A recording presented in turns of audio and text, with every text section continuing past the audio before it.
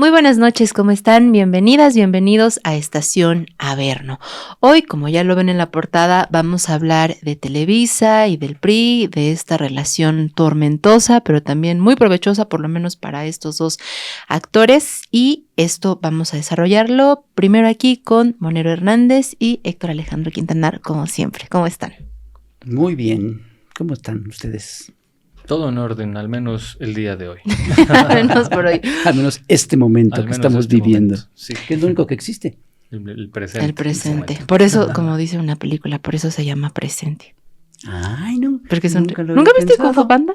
¿Cuál? En Kung Fu Panda. Ah, pues no me acuerdo. Ajá. Bueno. Porque yo vivo el presente, entonces. Ajá. Bueno, seguro luego, cuando la vi dije, oh, qué bien, pero ya se me olvidó. luego hablaremos de esa película. Pero antes de iniciar con este tema, me gustaría, si a ustedes les parece, pues dar algunas impresiones, sus impresiones de este primer año de gobierno de la presidenta Claudia Sheinbaum, que precisamente hoy se cumple pues este primer año de la primer presidenta de México, algo que no podemos tampoco pues pasar por alto. Y entonces, pues, ¿cuál es su balance de este primer año? Pues es siempre en la política mexicana, sobre todo por las raíces del siglo pasado, donde hay muchos rituales, hay muchos elementos que sí definían la política mexicana con base en detalles. Por ejemplo, que las campañas presidenciales fueran tan prolongadas, pues lo debemos a que en algún momento la candidatura oficial se definía a través de un dedazo y a partir de ahí era el momento en el que el candidato se daba a conocer ante las masas para hacerse ver como el ungido que iba a ser el próximo presidente. Entonces, el primer año de gobierno era también algo así como una especie de primer, ya no de primer saque para ver las definiciones del sexenio, sino ya era una especie de informe para vanagloriar al presidente en turno. Todo eso afortunadamente cambió y hoy ya podemos hablar con mayor soltura de que hay logros y retos en una administración como la de Claudia Sheinbaum, que a diferencia de sus antecesores, a diferencia de los antecesores de hasta 2012, partía de una legitimidad democrática inédita, y esto siempre hay que recordarlo porque no es poca cosa. Los cambios de régimen incluso tienen que empezar a evaluarse por eso. ¿Cómo llega quien va a cambiar un régimen? Y cuando llegas con una legitimidad de urnas de este tamaño, es mucho más fácil que haya la posibilidad de ese cambio de régimen. Y en ese sentido creo que Claudia Sheinbaum no solo llegó con legitimidad democrática, sino enarbolando un proyecto que, a diferencia de los sexenios anteriores, no partía de una crisis, no partía de algún tipo de episodio complicado, fuera económico o político, como si iniciaron, por ejemplo, Peña Nieto y Calderón, que carecían ambos de legitimidad democrática. Y en esta medida, Claudia Sheinbaum logró que su principal reto estuviera en todo este año, no al interior del país, sino fuera del país. Y su principal reto ha sido enfrentar a Donald Trump.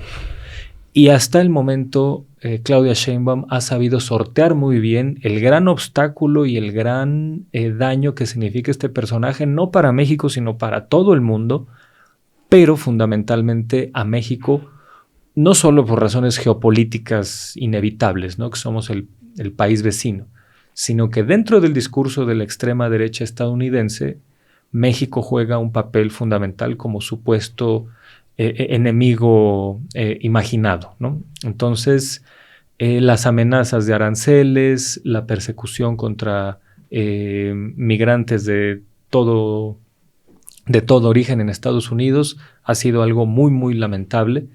Y desde la política internacional mexicana, Claudia Sheinbaum ha sabido sortear eso. Ha sabido adecuarse a las circunstancias y salir lo más avante posible de una batalla que para cualquiera sería perdida de antemano, ¿no? Entonces, ese es un primer elemento. Y el segundo, creo yo, que tiene que hacerse mucho énfasis, es que el combate a la pobreza que enarbola la llamada Cuarta Transformación, es un trabajo que no se limita al sexenio pasado, es un trabajo en conjunto. Y yo creo que debe hacerse un énfasis enorme en que sacar a 13.4 millones de mexicanos de la pobreza es un hito histórico, es un hito que no tiene precedentes por lo menos en 50 años, y creo que esos dos elementos son los que definen el primer año de Claudia Sheinbaum, que eso explica que vaya pues con una aprobación que incluso rebasa a la de los votantes que tuvo y que empieza a ser mayoritaria incluso en personas que no votaron por ella y que se identifican con otros partidos, lo cual también es histórico y rebasa a la aprobación en su primer año de López Obrador. Sí. Sí, yo creo que el balance es muy, muy, muy, muy positivo, casi en todos los aspectos. Es decir, siento que Claudia Sheinbaum lo está haciendo muy bien. Siento que Morena no lo está haciendo tan bien. Ahí es donde empiezan algunos problemas. Creo que la gente hasta ahorita ha logrado diferenciar lo que es la presidenta y lo que es su partido. Porque independientemente de las campañas que pueda hacer la oposición en contra de Morena, Morena ha hecho cosas realmente mal. Hay elementos en Morena que me parece que pueden contagiar, que están contagiando, que son un lastre para el partido y por lo tanto pueden llegar a serlo para el gobierno de Claudia Sheinbaum. Personajes obviamente pues como Ricardo Monreal, como todos estos tránsfugas que llegaron recientemente al partido, y obviamente como Adán Augusto, que es el que ahorita está en el ojo del huracán, porque cuando ha habido críticas a Morena, a López Obrador, a Claudia, que son parte de una campaña y que claramente están basadas en noticias falsas, la gente ya lo sabe, lo identifica y no hace mella en el apoyo que tiene. Pero cuando son cosas reales, ¿no?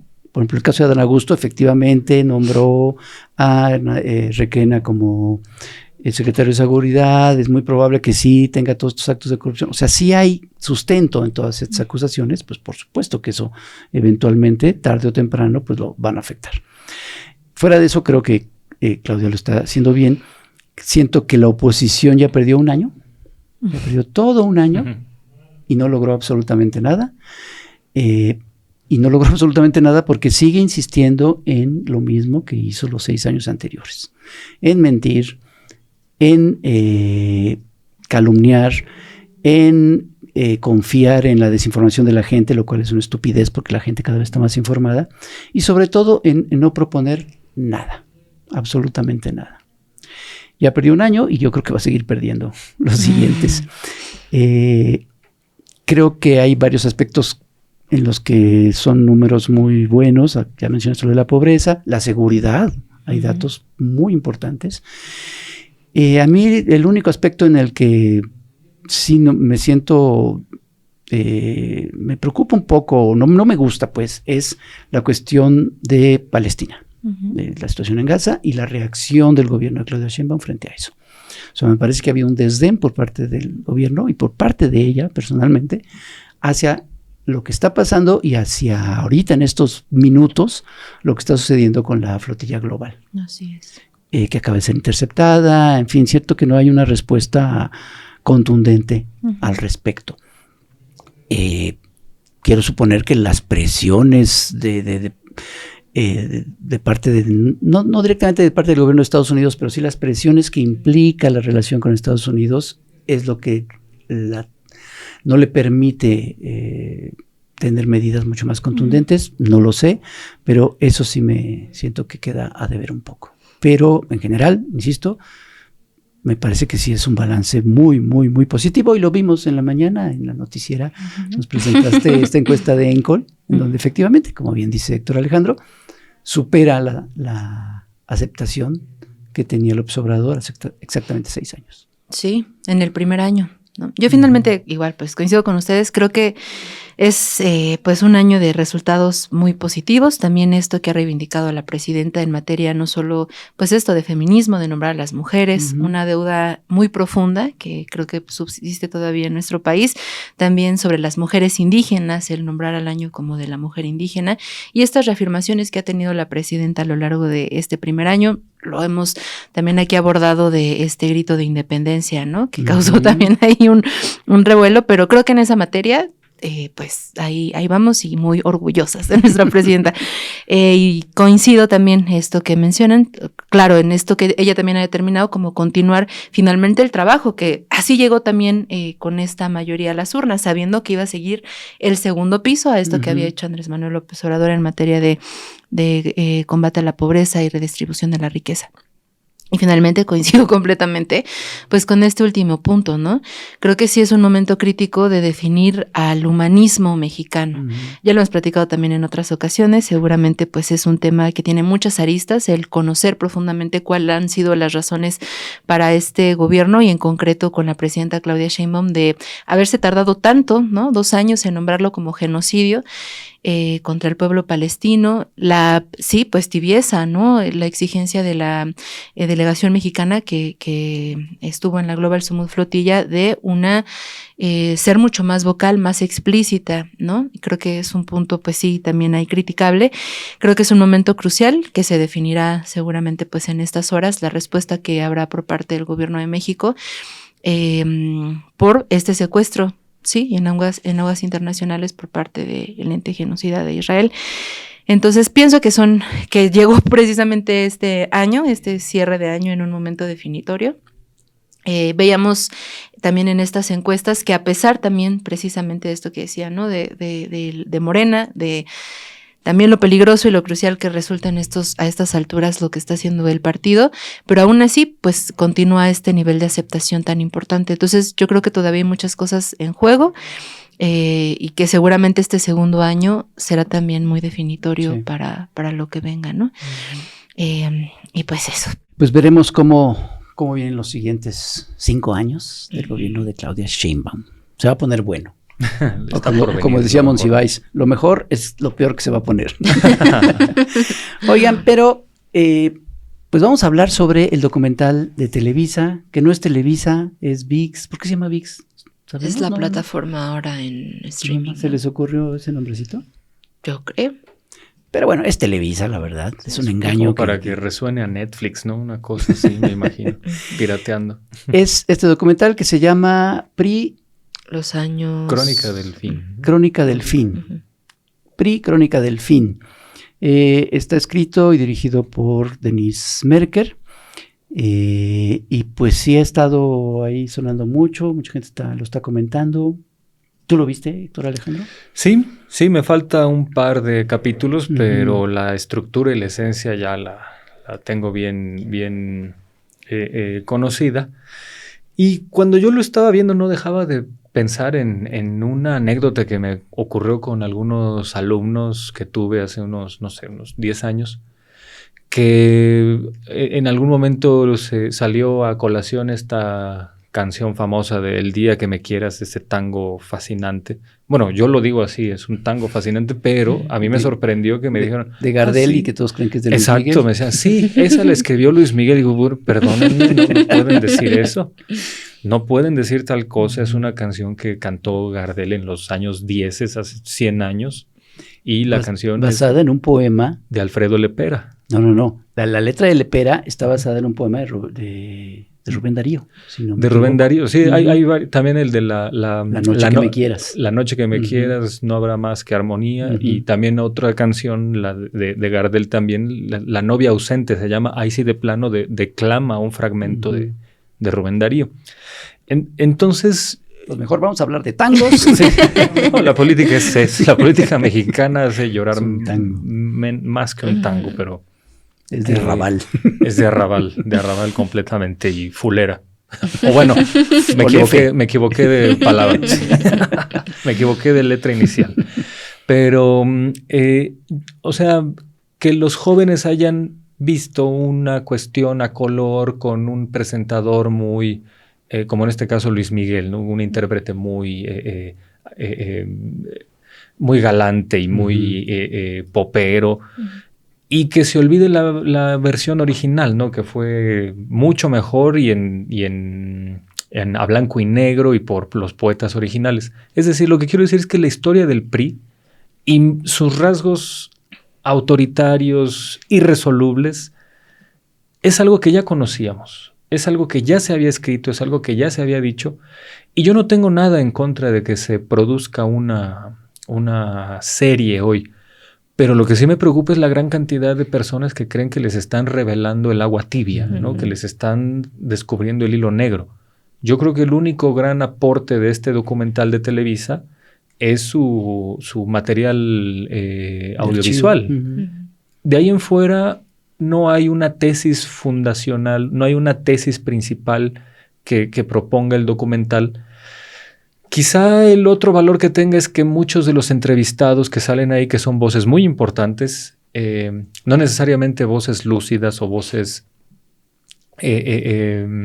éticas, sino al contrario, a veces los que hablan ahí se muestran tal cual son y dicen cosas que nosotros ya sabíamos, pero las confirman con su actitud, ¿no? Con sus dichos.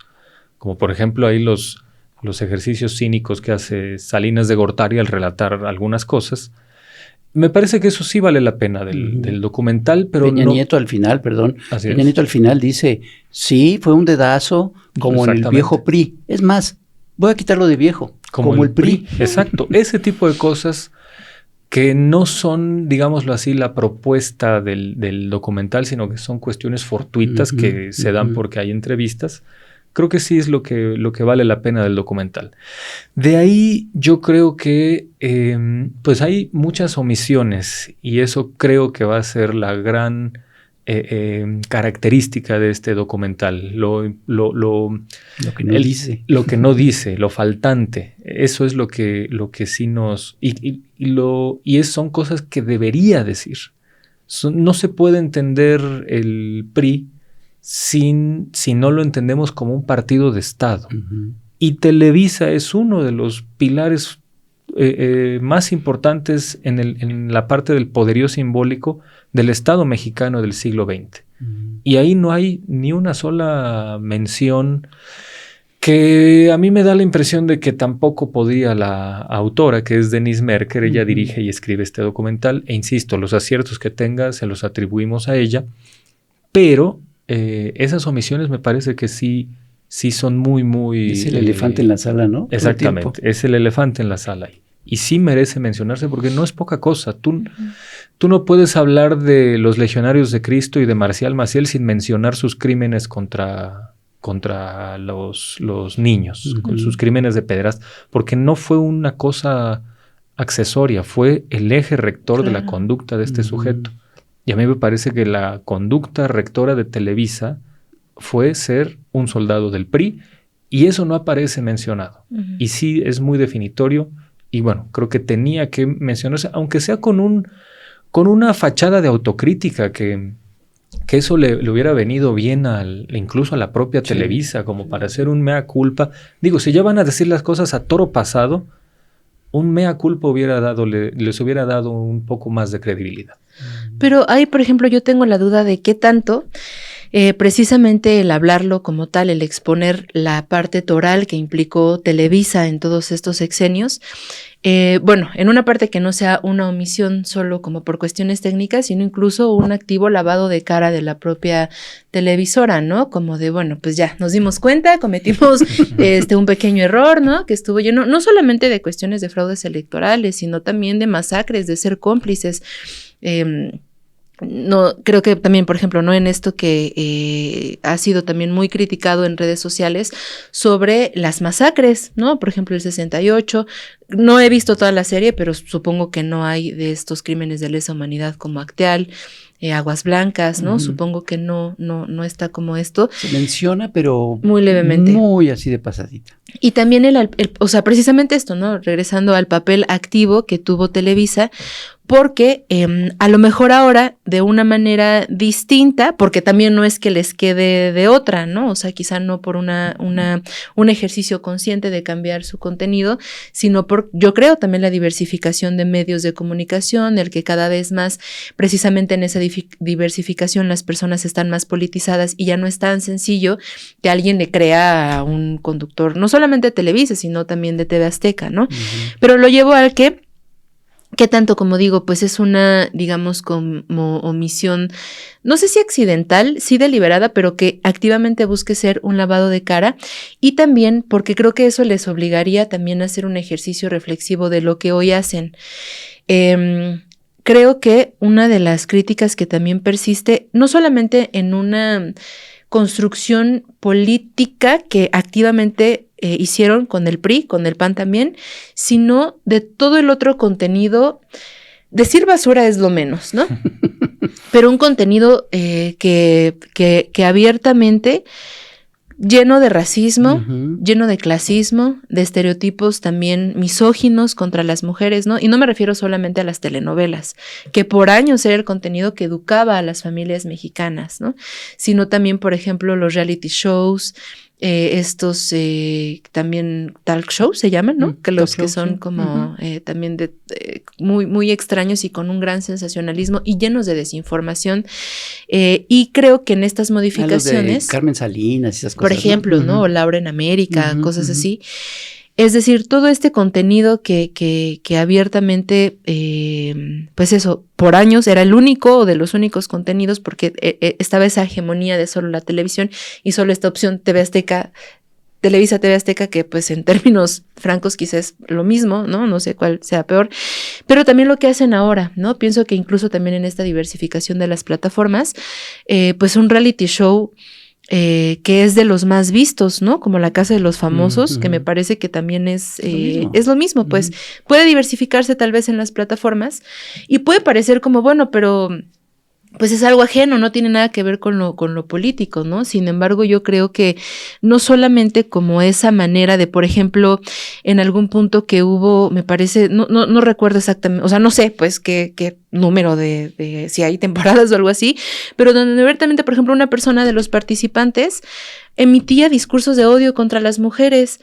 Hubo un pronunciamiento, me parece, de la Secretaría de Mujeres sobre eso, y me parece que también de la CONAPRED, pero no estamos hablando de un Televisa de hace años que pudo haber incurrido en... Ahorita. Es ahorita, y es de sus principales productos, ¿no?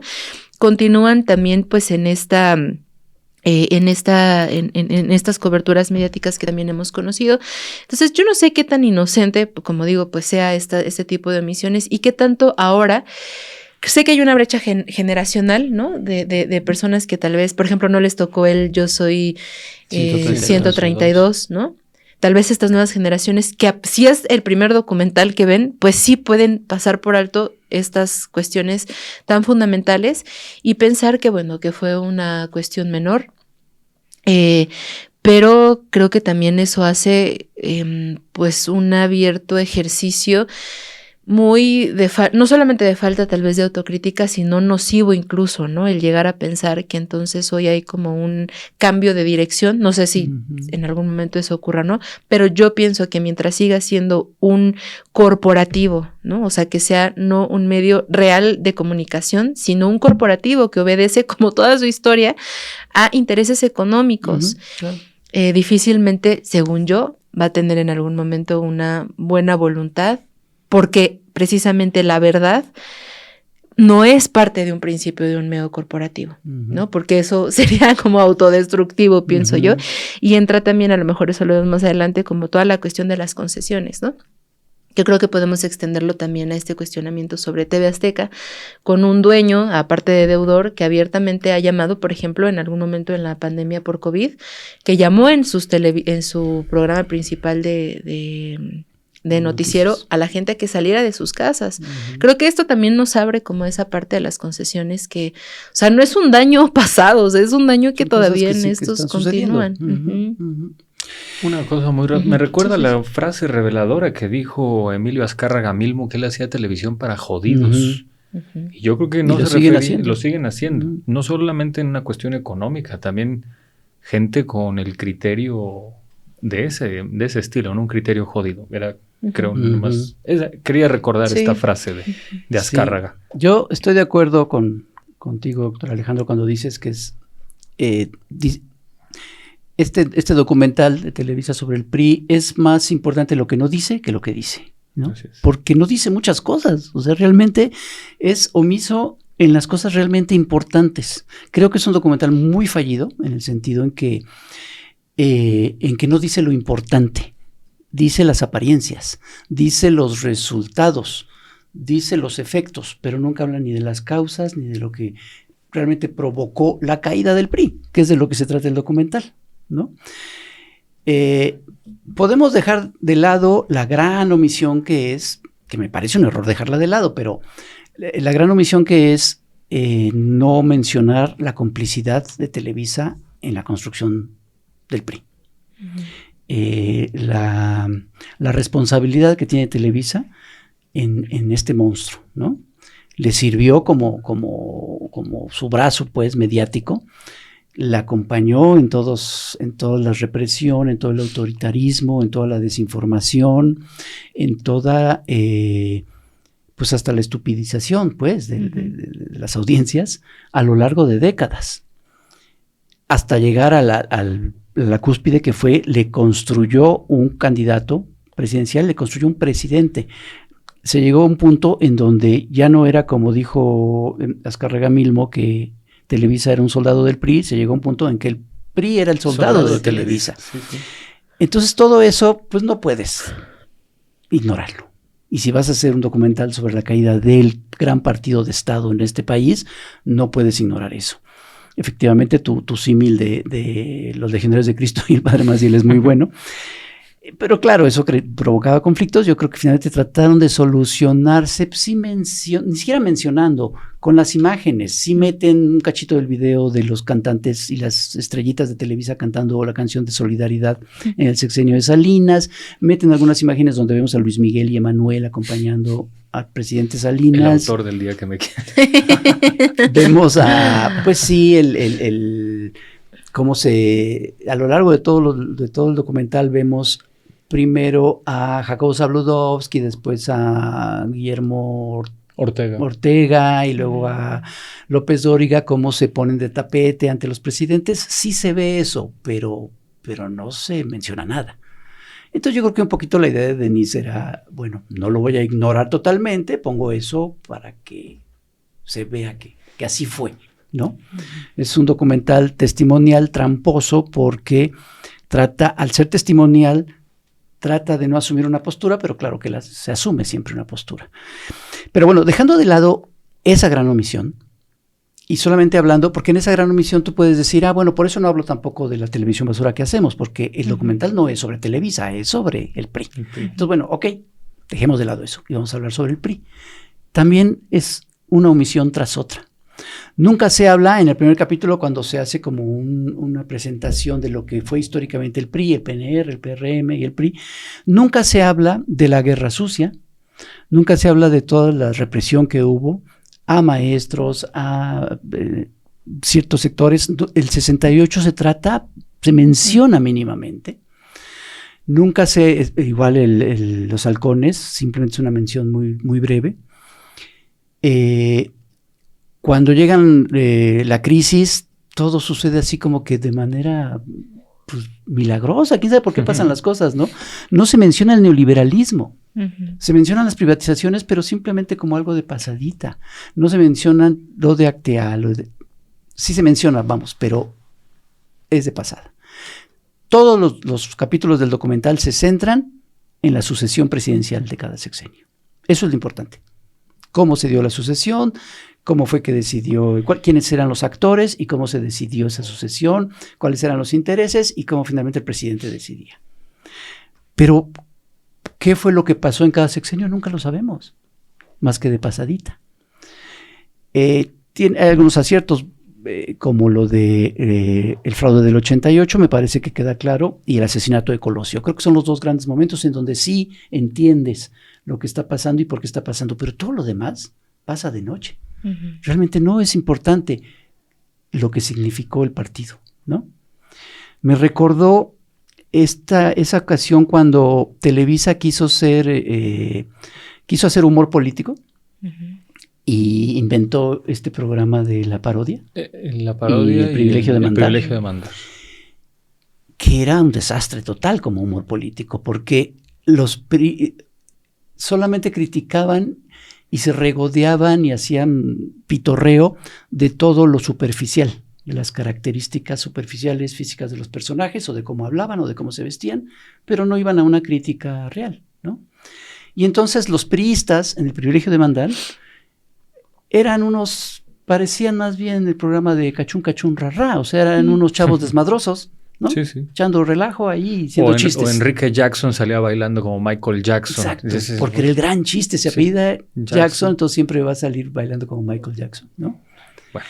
Ese era el nivel del humor político. Pues este documental es exactamente lo mismo. O sea, presenta a un partido con todo lo que se podría contar de ese partido y que provocó su caída, y insisto, es el objetivo del documental, a decir del nombre, y pasa totalmente inadvertido. Y más bien es como los usos y costumbres de las sucesiones en el PRI. Ese es el gran tema del documental. No su caída, no la corrupción, no el autoritarismo. Es más, ni siquiera las cosas buenas que se podrían decir del PRI, ¿no? Sí. No la gran noche neoliberal. Y para acabarla de molar, se brincan totalmente todo el periodo del PAN, que uno podría decir, claro, bueno, es que no es el PRI, es el PAN. Pues no, porque es el prianismo. Sí. Uno de los grandes, los capítulos más vergonzosos en la historia, no solo de política, sino de periodismo, y que incluye al PRI y a Televisa y al PAN, obviamente, son los videoescándalos. ¿Quién fue los videoescándalos que instrumentó Broso en Televisa? ¿Y quién fue la gran mente que preparó todo eso? Salinas. No un panista, Salinas. Uh-huh. ¿Y eso se lo brincaron? Obviamente, ¿no? Entonces sí son muchas omisiones que yo creo que hacen un documental muy fallido. Y también conceptualmente es un documental que deja mucho que desear. Se habla del PRI del siglo XX de muchas maneras y cree quien lo habla así como que está revelando una gran verdad, ¿no? Que el PRI, el partido hegemónico, ¿no? Que el PRI, el partido oficial. La idea es de declarar al PRI de esos años como una entidad poderosísima, invencible y demás, sin explicar por qué y cómo había logrado esa condición. Y creo que tenemos que retomar esa idea. El PRI fue un partido de Estado, que no es lo mismo que un partido hegemónico. De hecho, la tesis del partido de Estado que propuso Luis Javier Garrido, que es el principal estudioso del PRI, el mejor e insuperable estudioso del PRI, porque su libro no solamente es un clásico para entender la historiografía de los partidos en México, sino es un clásico de la ciencia política en México. Se llama el Partido de la Revolución Institucionalizada, que es lo mejor que se ha escrito para entender el origen del PRI. Y pues él nos dice, a ver, se tenía la idea en Europa, por estudiosos como Giovanni Sartori, de que el PRI era un partido hegemónico. Y no es un partido hegemónico porque un partido hegemónico logra su preeminencia y su poder con base en el convencimiento. La gente y el gobierno están en un acuerdo más o menos mínimo y eso es lo que hace que un partido tenga mucho poder y mucha presencia. Morena es un partido exactamente. Hegemónico. Los partidos hegemónicos, o sea, los partidos aspiran a ser hegemónicos democráticamente y se vale, y es válido, y es lo que buscan ser. Pero el PRI tenía una preeminencia que venía no de la hegemonía, sino de su relación de privilegio con el Estado mexicano. Solamente el PRI tenía acceso a los recursos materiales, logísticos y simbólicos del Estado. Y en esos recursos simbólicos está Televisa, por cierto. Y en esa medida es que lograba ser un partido que ganaba las elecciones y que hiciera imposible la competencia. Y Garrido ya tiene casi 18 años que avisoró el fin del PRI. O sea, lo que Televisa acaba de darse cuenta hace unos meses. Bueno, creo que el documental se empezó hace 2 años, ¿no? Hace 2 años más o menos, sí. Bueno, lo que Televisa se dio cuenta más o menos en el 2022. Garrido lo había publicado en 2007, cuando decía, a ver, el PRI va a caer No porque haya una serie de partidos que le estén haciendo una competencia muy fuerte, no porque el PRI haya de pronto desaparecido de la escena pública, todavía tenía muchas gubernaturas en ese momento el PRI, pero Garrido decía, el partido lleva en sí la brújula de la autodestrucción porque trastocaron su proyecto ideológico.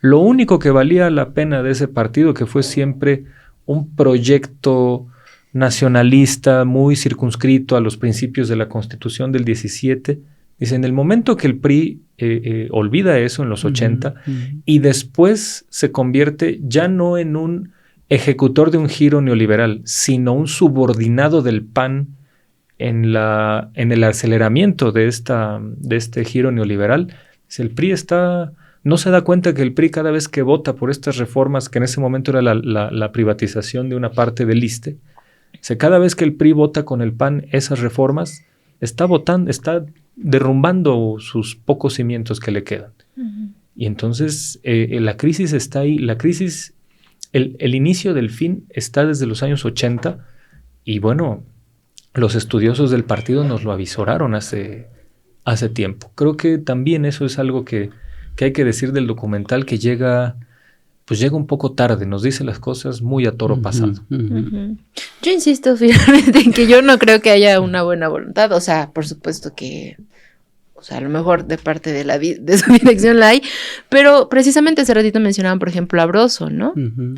Bueno, ya no está probablemente en un espacio de Televisa, está en Latinus, pero tal vez también el modus operandi, digamos, de estos nuevos medios de comunicación, pues son muy similares, ¿no? Uh-huh. Varios de los comunicadores, López Dóriga, a lo mejor también ya no está en un espacio de Televisa, pero por años lo estuvo. Hoy también está, por ejemplo, en Radio Fórmula, ¿no?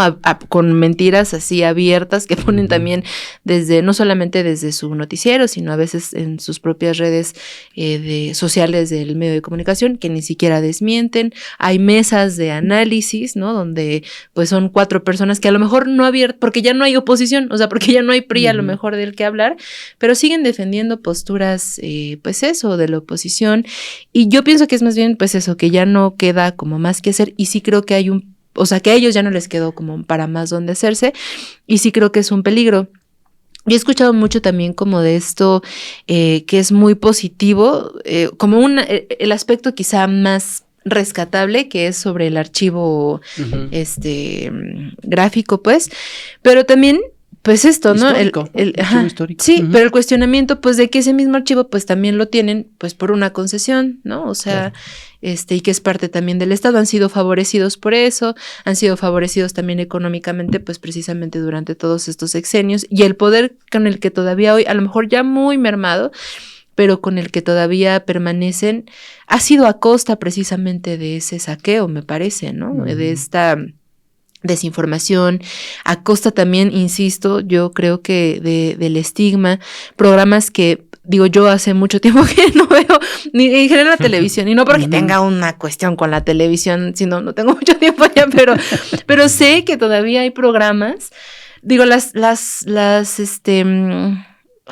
telenovelas, creo que ya se han... ¿Todavía existen las telenovelas? Yo creo que sí, seguramente, según yo han ido ahí como, porque aparte repiten así de hace 20 años que sí funcionaron, y tal vez como que creo que han traído como intentar hacer ahí algunas cuestiones más progresistas en algunas, ¿no?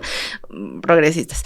Pero o sea, yo ahora por como de las primeras cosas que pienso de estos programas, que por ejemplo hablan de esta cuestión de lo naco, ¿no? De la pobreza, o sea, histórico, a lo mejor ahora un poco cambiado, como matizado, pero yo creo que sigue siendo eso. Sé, pues hace rato que tú comentabas, ¿no? Que sí, pues no se trata de un documental, sería bien raro tal vez que Televisa hiciera como ese ejercicio sobre Televisa. Sobre Televisa. No. Digo, no, podría ser, pero sería totalmente laudatorio. Pero yo creo que es parte de lo mismo, o sea, que al final la dirección continúa siendo como muy similar, y creo que sí hay un peligro muy fuerte en el que tal vez no solamente nuevas generaciones, sino generaciones ya adultas que no han tenido como quizá el acceso o el interés en informarse por otros lados, sí puedan pensar que es un acto disruptivo o que o que tiene como mucho mérito, pues, incluso en la propia cuestión, como insistimos, ¿no? En esta parte del archivo o en esta historia. Y a lo mejor pues bueno, no sé si estoy pensando muy mal, pero un poco, no solo lo que les quedaba, sino también un intento de lavado de cara, porque cada vez la credibilidad que tienen es mucho menor. Sí, yo creo que sí hay un intento de lavado de cara, como lo han tratado de hacer a lo largo de los últimos años, desde que ya se perdió la fuerza del PRI como partido de Estado, ¿no? Desde más o menos por ahí del 97, cuando pierde la mayoría en el Congreso, después ya pues en el 2000, pues obviamente que se tenían que alinear con el nuevo partido en el poder, en fin, y han tratado de ganar la credibilidad que han perdido en la pantalla, la han tratado de adquirir comprándola, cuando contratan precisamente a Broso. O a Carmen Aristegui y Javier Solórzano, ¿no? Que les duró poco, lo corrieron precisamente por el caso del padre Maciel. Una cosa que me llamó la atención de este documental es la ausencia de los intelectuales orgánicos que mucho le sirvieron a Televisa. Cierto. Pero se ve que están tan desprestigiados que ya ni siquiera para esto los mandaron llamar. ¿Pero qué creen? Nosotros aquí en Estación Averno sí los mandamos llamar, porque además acabamos de firmar un convenio con una televisión, así como hicimos convenios con Irrational Geographic, Bestial Planet y Hysterical Channel. Ahora hicimos un convenio con una televisión educativa muy importante a nivel mundial que se llama Plaza Pésame. Y nos mandaron un bonito video protagonizado por dos grandes intelectuales mexicanos. Vamos a verlo, vamos a Plaza Pésame y regresamos al transbordo. No se vayan.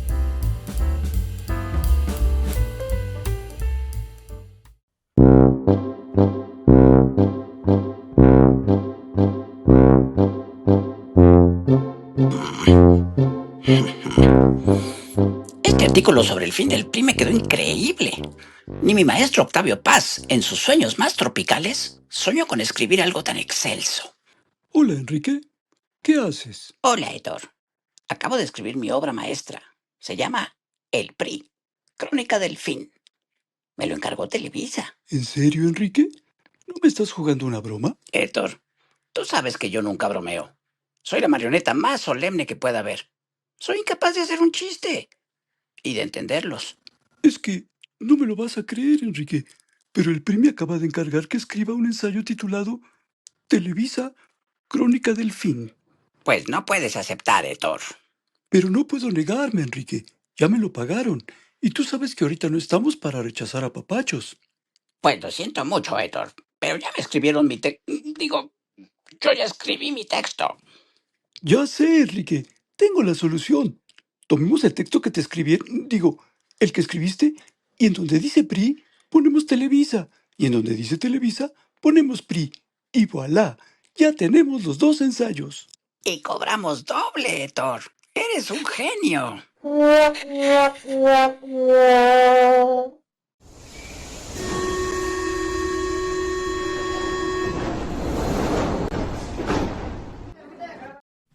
Ay, no estoy.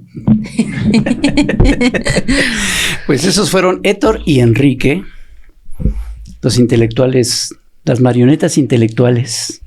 Carlos Mendoza, tú eres documentalista. Tú fuiste mi maestro de cine documental en el CUEC, cuando el CUEC todavía existía. Y mucha honra. Pues muy bienvenido a Estación Averno. ¿Cómo ves a los intelectuales del régimen? No, esas venetas son geniales. No es la primera vez que los veo, pero es buenísimo. Carlos, pues muchas gracias por acompañarnos. No, al contrario, gracias a ustedes por la invitación. Tú eres pues un gran documentalista y llevas pues ya muchísimos años con tu proyecto del Canal 6 de Julio. Has hecho los grandes documentales sobre lo que ha sucedido en este país. Pero ahora resulta que salió el documental que hizo Televisa, que ya no se llama Televisa, sobre el fin del PRI, y algunos piensan que es el gran documental, lo que se debería de hacer en cine documental. ¿Tú ya viste el documental? Sí. ¿Qué te pareció? Mira, me parece que está ocupando un espacio que debimos haber tratado de ocupar nosotros antes, ¿no? Hablo de nosotros los que vemos, pues yo toda la vida he militado en la izquierda antiprista, ¿no? No me faltaban fuentes de inspiración. Pero esto es delicado porque ellos tienen un tesoro, un archivo que es una maravilla, y tomaron la delantera. Entonces ellos están educando a las generaciones actuales en lo que entienden que fue el PRI, y los chavos pues no están teniendo puntos de referencia. La mayoría de los chavos, hay muchos chavos que están deslumbrados porque dicen no sabíamos eso, ¿no? Entonces esta parte me parece que es significativa. Me parece respetable, me parece que Denise Merker tiene derecho y tiene vocación, yo creo que es ella la impulsora y bueno, y se reivindica obviamente como la directora. Es natural, es obvio que Televisa le abrió el archivo. Yo creo que es parte del inconveniente de hacer un documental así, tanto archivo, yo creo que en parte se pierde un poco por eso, yo no sé. Sí. Y a mí me preocupa porque más que parecer algo producto de Televisa, que de alguna manera sí lo es, me parece que es un producto de otra cosa que nos debería de preocupar mucho, que son las plataformas, documental que se hace en las plataformas, ¿no?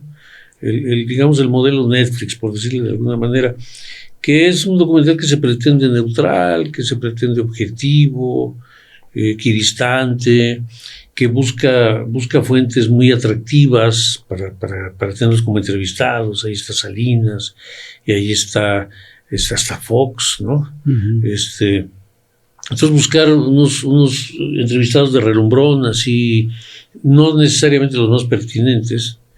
Y el problema desde mi punto de vista es que, bueno, muchas cosas las reduce. No sé por qué no hicieron más capítulos o por qué abordaron así. Yo lo digo con respeto porque era su proyecto, no el mío. Pero el primer capítulo, por ejemplo, me tomé la molestia de medir el 2 de octubre del 68, 59 segundos.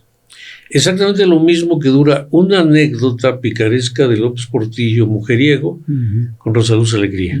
59 segundos igual. Yo no tengo nada en contra de que metas un destello de color, de crónica de color. Me parece que son... Pero eso te habla de una jerarquización muy singular de los temas. La izquierda antipriista no existe. Yo creo que un comentarista debe venir de la izquierda antipriista, porque esa izquierda es la protagonista de los principales movimientos de la segunda mitad del siglo XX y de los principales actos represivos del PRI, que en la serie al PRI le sale muy barata esa parte. Sí. O sea, estamos hablando de omitir el 68 prácticamente, porque poner ahí a los soldados corriendo y luego a 10 soldados, pues eso... pues quizá que entiendas, o luego los halcones 10 segundos o 15 segundos, eso tampoco explica nada. Estamos hablando de la represión del movimiento ferrocarrilero, estamos hablando de la represión al navismo en San Luis Potosí, estamos hablando del 68 obviamente, pero también de la represión al movimiento magisterial de Otón Salazar, a los petroleros. Todo eso no existe. La izquierda no es la izquierda no priista, y no lo digo peyorativamente, le dan mucho lugar a Cuauhtémoc, le dan mucho lugar a Porfirio, que está bien porque son protagonistas relevantes, pero esa otra izquierda es la que cargó con el peso del peor autoritarismo del PRI, López Mateos, el asesinato de Jaramillo.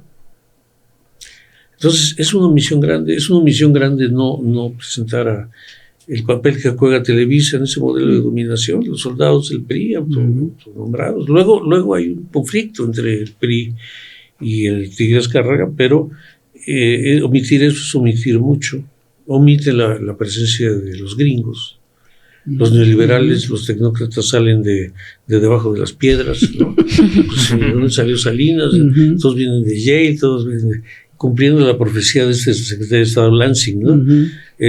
Y no hay un solo comentario sobre eso. Entonces hay muchas omisiones. Y yo creo que hay partes que se dejan ver bien, ¿no? Y yo creo que desde luego esta idea de la neutralidad no se cumple. Es absurdo. Me parece un buen propósito, buenas intenciones, y no vamos a tomar partido. Hay un comentarista de los que aparecen en el Colegio de México, Alberto Arnaud, que a propósito de la elección del 88 dice, con una alegría inusitada, dice que ganó la elección del 88 Salinas, el PRI. Dice que por un margen distinto. Yo no sé cuál sea su fuente, pero como no sé la fuente Televisa. No, bueno, yo he oído versiones de un periodista español muy serio, Martín Medem, que en un programa él comentaba que nunca pude, lo traté incluso de contactar, un informe de la CIA que hablaba del 55% para Cárdenas. Y los que vivimos esa elección, pues lo podemos creer, obviamente, no por lo que ves, ya sabes el porcentaje, pero era dificilísimo encontrar a alguien que hubiera votado por Salinas, pero de veras muy difícil, porque Cloutier se llevó una buena tajada de votos también, ¿no? Entonces, bueno, pues me parece, yo lamento eso, lamento que está siendo un referente para mucha gente que ya de esta generación, de los chavos que son muy, empiezan a acercarse a estos temas y que ven la elección del 88 como mi generación veía la Segunda Guerra Mundial, ¿no? Algo tan lejano y tal. Entonces dicen, yo no sabía. Pues sí, pues sigue sin saber, ¿no? Pero ¿quién va a estar ahí para decirle, oye, no, es que no fue así, ¿no? Yo creo que ahí eso es preocupante, que esa batalla cultural la estén empezando a ganar, mientras nosotros, la izquierda en un sentido amplio, estamos, yo creo que divagando en cosas que no. Con respecto al documental, estoy hablando concretamente del documental, no en general, no estoy haciendo un juicio de otras cosas. Yo creo que ahí tendríamos que revisar de qué se trata el asunto, porque el documental sigue siendo una fuente de información valiosísima. Y no podemos dejarle la iniciativa pues a estas visiones, ¿no? Y yo de verdad la respeto, me parece respetable su trabajo, me parece honesto, me parece que es lo que ella cree, ¿no? Me parece que se retrata a ella en esto, ¿no? Y bueno, sería bueno que conocieran otras versiones, ¿no? Pues sí. Claro. Precisamente hablando de este espacio generacional, ¿no? Que ahora usted también enmarca, y de la jerarquización de los temas, tuve la oportunidad de ver recientemente Teletiranía, una vez más, ¿no? En este tiempo donde, no como ahora, que tenemos redes sociales, varios medios de comunicación, también en estas plataformas que pueden estar diversificados. En ese momento, a ver si nos puede contar, de la creación, de la producción de Teletiranía, no existía, ¿no? Precisamente salvo estos medios hegemónicos, y precisamente ir en contracorriente para crear, por ejemplo, un documental como este. Y lo quiero también traer aquí sobre la mesa por la cuestión que deja también este documental de Teletiranía sobre la relación tan intrincada que tenía el PRI con Televisa. A mí me queda la impresión al final del documental que no es como, digamos, Televisa quien se servía del PRI, sino más bien al revés, que el PRI no es que se sirviera de Televisa, sino Televisa es quien tenía el control sobre la política en general, sobre la clase política, ¿no?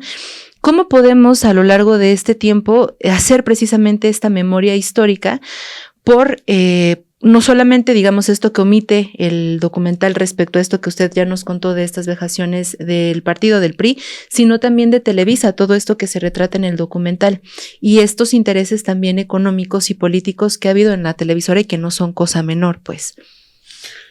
Yo creo que el primer tramo de los gobiernos de la Cuarta Transformación fue tan virtuoso que tuvo su lado, digamos, contradictorio. La capacidad y la habilidad comunicadora de López Obrador, él libró su propia batalla cultural, yo creo que con muchísimo éxito. Sin embargo, muy en esa idea, muy de él, los medios empezaron a andar por su cuenta, ¿no? Nunca se les dio la importancia a los medios públicos. Y me parece, veo que ahora hay como un intento, no me queda muy claro si está sucediendo así, pero me parece que todo ese potencial ha quedado a la deriva.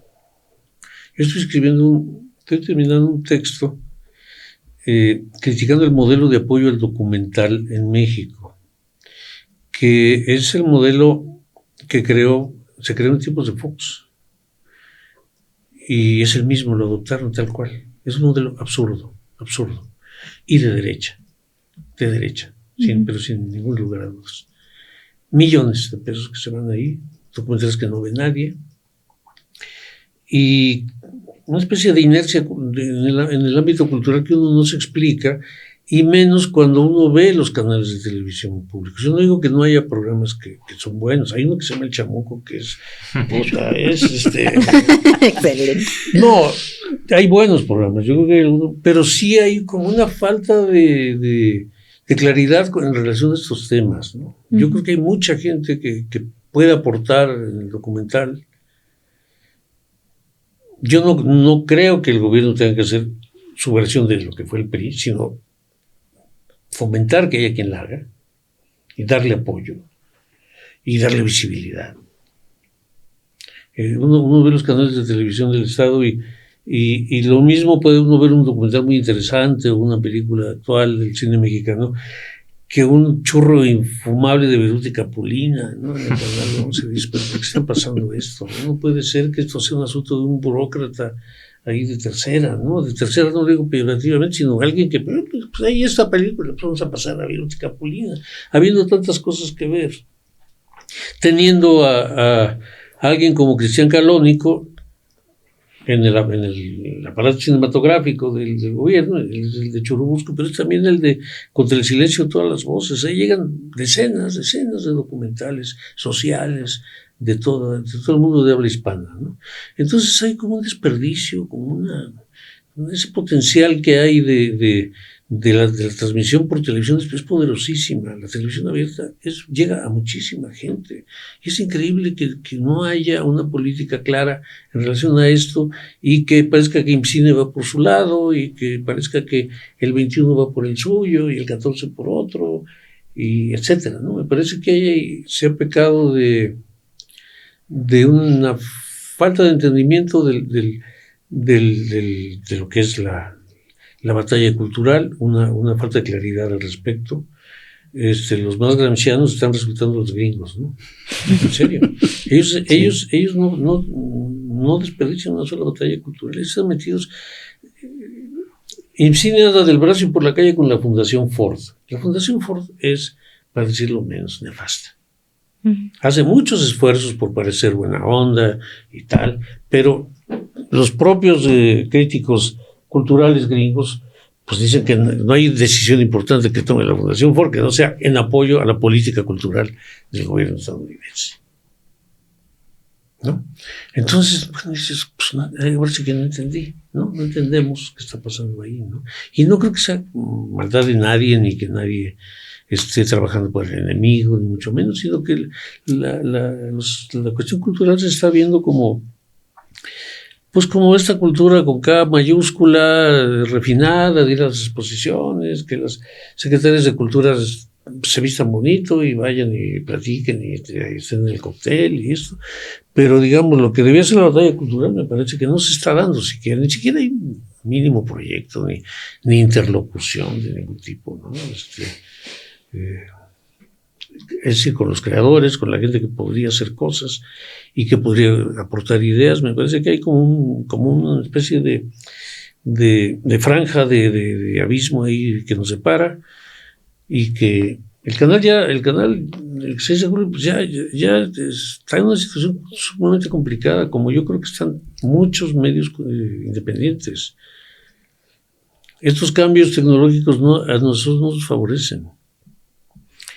Nosotros necesitaríamos la televisión. Y yo creo que a partir de la televisión se pueden hacer cosas muy importantes. Incluso en esa investigación, adelanto, como exclusiva, en esa investigación lo que proponemos es que se dejen de festivales y de mafias, porque se terminan formando mafias de gente que domina todo ese. ¿Y por qué no mejor hacen una plataforma de streaming donde esté todo el documental mexicano? Todo el documental mexicano desde Toscano. Acceso fácil y barato a todo, y que la gente elija. Están haciendo más de la mitad de los documentales que producen, no los ve nadie. No es un sentido figurado. No se exhiben al público. No se exhiben a nadie. Gobierno de izquierda. Esa es su relación con el documental. Entonces, bueno, todo esto pues para decir que está bien, o está como le parezca a la gente, pero sería bueno que la gente tuviera otro referente de la historia del PRI, de la historia de México en general, y de lo que está pasando, y del imperialismo, y de la Revolución Cubana, y de tantísimos temas como están a la vuelta de la esquina todos, ¿no? Maestro Carlos Mendoza, antes de la pregunta, tengo yo aquí un dato que a lo mejor nos aclara de dónde sacó Arnaut la información. En 1989, 88, bueno, quizá en 88, 89, relata Mauricio Shoihet, él escribió un libro sobre las elecciones, y él documentó ahí que el PRI de la Ciudad de México sacó un tiraje de libros, un tiraje muy amplio de un libro de como, que no me acuerdo cuál era el título de este libro del PRI de la Ciudad de México. Y decían que en ese libro decían sí hubo fraude en la elección de 1988 y lo cometió Cuauhtémoc Cárdenas contra Salinas de Gortari. Entonces, es ahí obviamente era un ejercicio ahí de propaganda sucia de ahí, pero Shoihet lo registró ahí, por ahí tiene ahí el título de ese libro. Y bueno, yo también me he politizado con el canal 6 de julio, para mí el documental de las píldoras del doctor Barnés lo vi siendo yo adolescente, porque la huelga me tocó siendo yo adolescente, la huelga de la UNAM, y fue algo que me involucró mucho, y por supuesto que también vi Teledictadura y Teletiranía. Y de ahí viene mi pregunta. Yo ubico muy bien ahí el modo en que Televisa se refería, por ejemplo, a los activistas, a las izquierdas, que si los pseudoestudiantes, que los transgresores de la ley, como les decía Zabludovsky. El caso de Paco Stanley, que fue más o menos por la misma época, como no Televisa, pero también un tipo muy parecido. Televisa entró, sí, claro. Una buena parte de la transmisión. Sí, no, claro, pero me iba a referir en específico a este señor Garralda que exigió la renuncia de Cuauhtémoc Cárdenas a Cuadro, en fin. Y bueno, yo querría preguntar desde ahí, ¿qué fue Televisa? ¿Fue un soldado del PRI? ¿Fue un mastín de ataque? Y luego se convirtió ya en un socio para hacer negocios, y llegó en un momento en donde Televisa tuvo mucha influencia para construir la figura como Peña Nieto, que fue más o menos un guiñapo como candidato de Televisa. ¿Qué papel juega Televisa? ¿Fue un mastín? ¿Fue un soldado del PRI? Es que es un poco de todo. Yo creo que la pregunta es muy buena, pero tiene que ver con la propia evolución del sistema, o los propios cambios que va sufriendo el sistema político mexicano, ¿no? Yo creo que en tiempos del autoritarismo priista era el soldado del PRI porque se tenían que cuadrar, ¿no? Y además no les hacía ningún problema cuadrarse, ellos felices, ¿no? Esa es la escuela de Zabludovsky, ¿no? Que todos le reconocen ahora méritos periodísticos que yo también creo que son dignos de ser reconocidos. Pero cuidado, ¿no? Zabludovsky era con la oposición, sobre todo con la oposición de izquierda, te dejaba en la inexistencia total, no existías. Entonces, durante mucho tiempo pues, sucede esto. Hay un episodio que el propio López Obrador hizo público, cuando ya Azcárraga mismo está enfermo y está próximo a su fallecimiento, se reúne con él y con Azcárraga Gallán, y le da una especie de disculpa, ¿no? Le da una explicación, le dice que siempre los han golpeado y que ahora a él lo dejaron colgado y que incluso le da instrucción, se le dijo de que apoye de entrada le da un gran descuento en publicidad, en ese momento. Luego el hijo no cumple, porque en 2006 jugó con... Pero yo veo a Televisa relativamente moderado. Es un ejercicio como este. Yo creo que yo hubiera pensado que la Televisa del 2025 es la TV Azteca, se le explico. Con un Berlusconi a la mexicana, ¿no? Que ya está en el fascismo, que ya está... Y me parece que Televisa se ha moderado bastante. Me parece, yo he tenido tratos con ellos por razones obvias profesionales. Es preferible tratar con ellos que con TV Azteca. No, ya no digo con quién más, al final te digo. No, son serios, son responsables, son lo que son, pero... Y yo creo que ese cambio lo han estado experimentando conforme fueron cambiando las reglas del juego. Otra de las omisiones grandes es que nunca, de este documental que comentábamos, es que nunca se da por sentada la creación del PRIAN. ¿No? ¿Se brinca Calderón como si Calderón fuera otro partido. Ya no. En ese momento ya son prácticamente el mismo proyecto. Se brincan a Fox también. Sí. Porque se brincan la ley Televisa. Claro, porque la lógica es, estos no son del PRI. Pero, pues sí, ¿no? Entonces, ese momento del PRIAN me parece que es la última carcajada de la cumbancha, cuando ellos apuestan, vamos a llevar un presidente, vamos a ser nosotros los titiriteros, ¿no? Entonces llevamos al muñeco mediático, a Peña Nieto, por la vía de crearle una campaña constante. Y yo no sé qué cuentas hicieron después, pero yo creo que no son buenas, ¿no? Entonces yo los veo más respetuosos a ellos, como más, no sé si republicanos, ¿no? No sé qué tanto, pero no los veo tan... Tienen sus tics, no se les van a quitar nunca, no siguen haciendo la misma televisión en sus barras de telenovelas y esto. Pero yo no los veo especialmente gandallas en la cuestión informativa, ¿no? Y la cuestión opinativa. Hay un poquito de todo, pero yo no los veo así, francamente, aterradores no los veo. Entonces yo creo que eso han sido un poco las tres cosas, ¿no? Y yo creo que ahora ya debilitados, incluso económicamente, están en un plan más como de unos empresarios de televisión que tienen un montón de pecados, un montón de cadáveres en el ropero, pero que ya también creo que llegaron a hacer una buena relación con el presidente López Obrador al final, lo cual me parece que hay que celebrarlo, puede que esté bien. Sigue habiendo inercias que quién sabe si valen la pena, ¿no?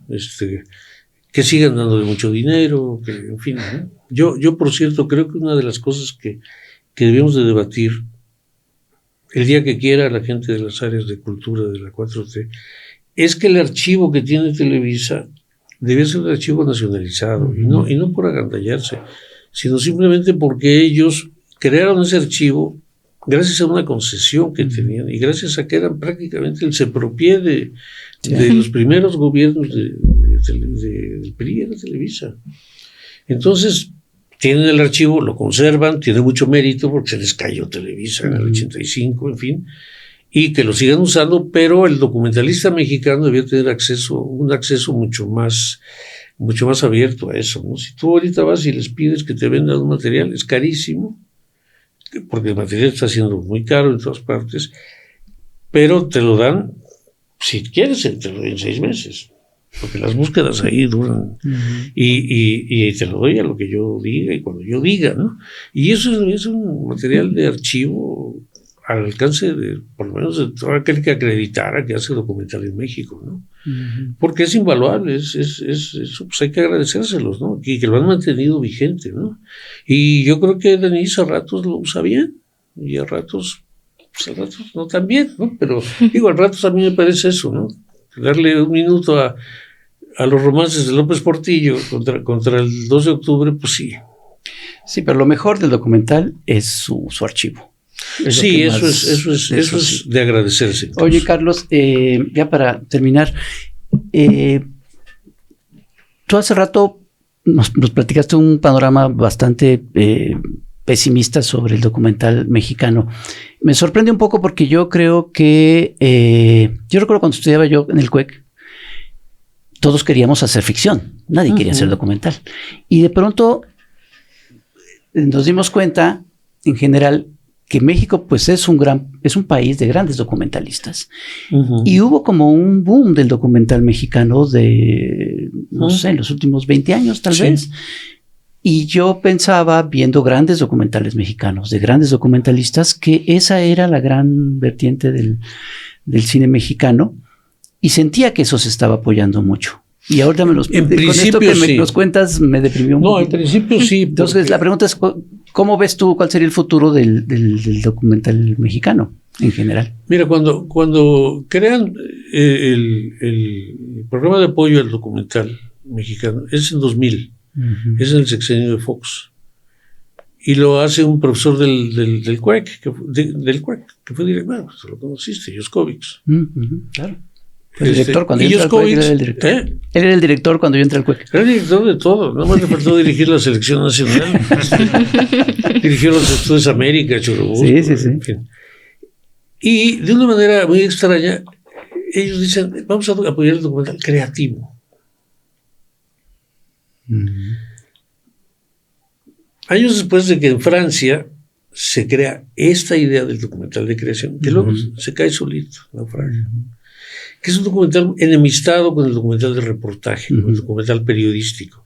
Entonces ponderan la creatividad, que es un valor muy de la posmodernidad y muy discutible y muy tal, por encima de valores como la calidad investigativa, la pertinencia temática, el valor testimonial del documental, que muchos documentales de esos que tú hablas tenían esas cualidades. Entonces, al ponderar lo creativo, el documental de México va derivando hacia un documental artístico. Entonces sí se hacen otros documentales, pero son exactamente a los que barren abajo de la alfombra. Ahora se pondera mucho un documental contra el que yo no tengo nada, salvo que lo convierten en bandera, ¿no? Tú tienes que hacer ese tipo de documental porque es el que está de moda. Que es un documental tan permeado con la ficción que ya no sabes si es ficción o si es documental, y que cuenta puras historias individuales, y además en esos ámbitos está completamente satanizado el documental social. Le han colgado el San Benito de que están agotados en sus formas. Pues sí, hay un desgaste, pero también el que ellos hacen está desgastado completamente. ¿Cuál es la innovación? No hay una constante innovación en nada actualmente, en ninguna rama artística. Entonces ese es parte del problema, ¿no? Que sí va ido derivando a ese tipo de documental, que incluso en la escuela se lo inculcan mucho a los chavos. Dicen, no importa si le metes toda la ficción que quieras, porque ya que cuente lo que pasa en la realidad, eso ya no nos interesa. Y eso se nos enseñan en las escuelas. Y eso es lo que premian en los festivales. Entonces, para los chavos es muy difícil optar por otros caminos cuando se está desalentando tanto ese tipo de documental. Hablaba yo de Contra el silencio de todas las voces. Me decía Calónico que en el último año descendió en un 50% el número de documentales sociales producidos en México, autogestivos. Si eso no es desalentar, pues tú me dirás que es desalentar. Y eso lo está haciendo IMCINE, y lo está haciendo la gente de cultura, y lo está haciendo con la alegría del mundo, porque es gente que escribe de ese documental dominante. Yo no tengo absolutamente nada contra esa funcionaria, absolutamente nada. Pero me parece que se están comprando un burro ahí que no sé si es el que carga más leña, ¿no? Entonces, sí está... es una, como dicen, es la deriva artística, digamos. Carlos, pues muchas gracias. No, muchas gracias a ustedes, un placer, de verdad. ¿Nos recomendarías el documental o no? Sí, que lo vea la gente. No, sí, que lo vea críticamente, como tiene que ver todo. Claro. Como tiene que ver todo. Claro. Y ya con esta guía práctica que les dimos de todo lo que falta, pues que ponderen bien lo que están viendo, ¿no? Pues sí. Muy bien. Pues muchas gracias. Al contrario, gracias a ustedes, un placer. Gracias. Y no se vayan, vamos a una pausa y regresamos a Estación Averno.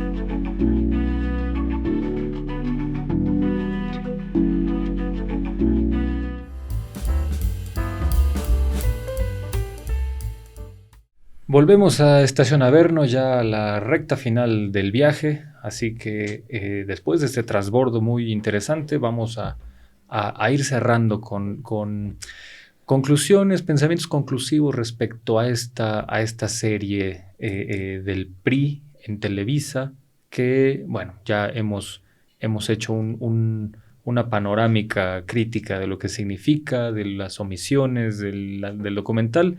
Pero ¿cómo vamos cerrando? ¿Tú cómo ves, Carlos?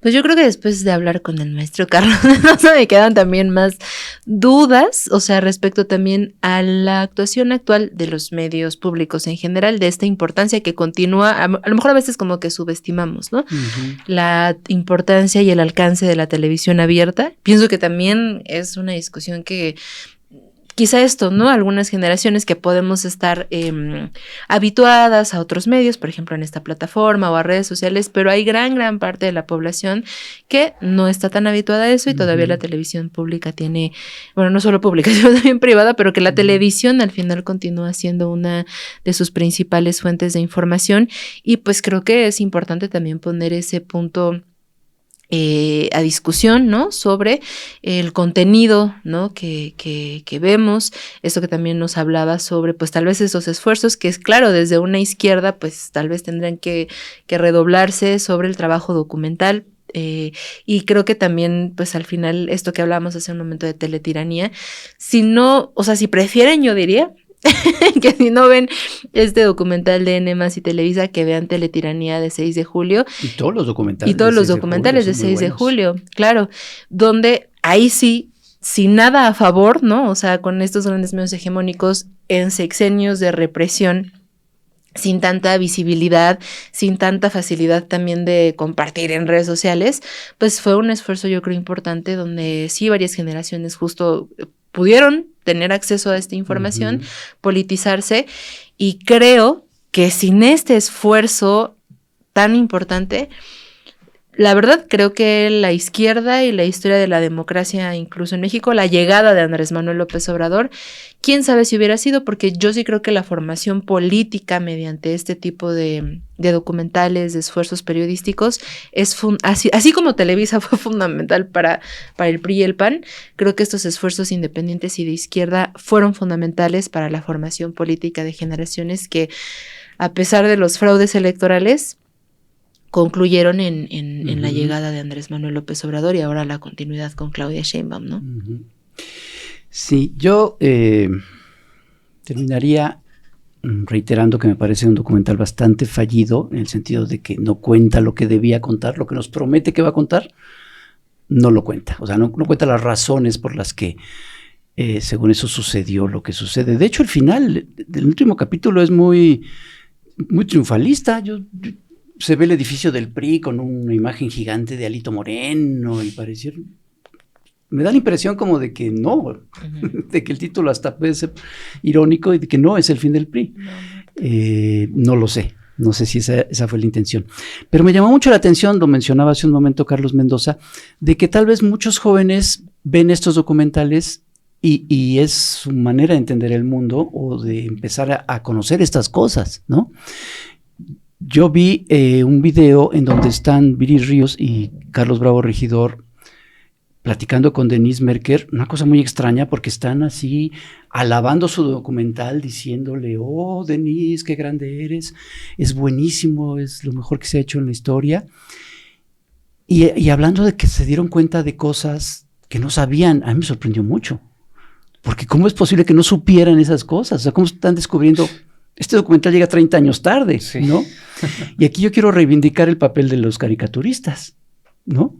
Porque con revisar el trabajo de Ríos, de Helio Flores, de Naranjo, del Fisgón, y de Pepe, ¿no? Tuyo también. No, pero todos esos, los grandes caricaturistas en los años 70, de Ríos, de Naranjo y de Helio Flores, pues claro que te das cuenta de todo esto y ahí te das cuenta que hubo un fraude en el 88, la represión, todas las cosas que ahora parecen darse cuenta y que cosas que negaban hace 20 años y ahora lo aceptan, era viendo el trabajo, sí, de los caricaturistas, quiero reivindicar eso, pero también de muchísimos periodistas que lo documentaron perfectamente. Todas las cosas que Televisa negó durante décadas, el buen periodismo, los buenos periodistas los documentaron. Esas cosas que ahora algunas jóvenes pues dicen descubrirlo en un documental como este. Entonces, pues me parece que sí habría que efectivamente buscar la manera de que el buen periodismo, no el de Televisa, el viejo o el de ahora, pero el buen periodismo llegue cada vez a más gente. Lo que sí celebré totalmente después de ver el documental, cuando acabé de verlo dije, qué maravilla que ese mundo que se ve en el documental, de puros señoros, sí, aparte puros eso, hombres, los hombres tomando todas las decisiones en ese partido que era el que tomaba todas las decisiones de este país. Qué bueno que eso ya no existe, que ya lo que está sucediendo ahora ya no tiene nada que ver con ese México de puros señoros. Eso me dio mucho gusto. Pues bueno, yo cerraría con esta idea de que puede morir el PRI, pero no muere el priismo, ¿no? Y es esta forma de hacer política. ¿Estás de acuerdo con Diego Fernández de Ceballos? Que dice eso dijo. que dice que el PRI se cambió de chaleco a guinda y se puso el chaleco color al guinda. Esa es otra cosa. Creo que cualquier documentalista con la información clara, cuando uno de tus entrevistados como Diego Fernández te dice eso, ahí había que revelarle, oiga, pero pues usted es uno de los gestores del PRIAN, ni más ni menos. El PRIAN comienza en 1989, 90, 91, y el gran articulador de eso fue Diego Fernández de Ceballos, y en menor medida Luis H. Álvarez y otros panistas que dijeron en resumidas cuentas algo así como, bueno, el PRI está haciendo el proyecto económico del PAN, ¿no? Y bueno,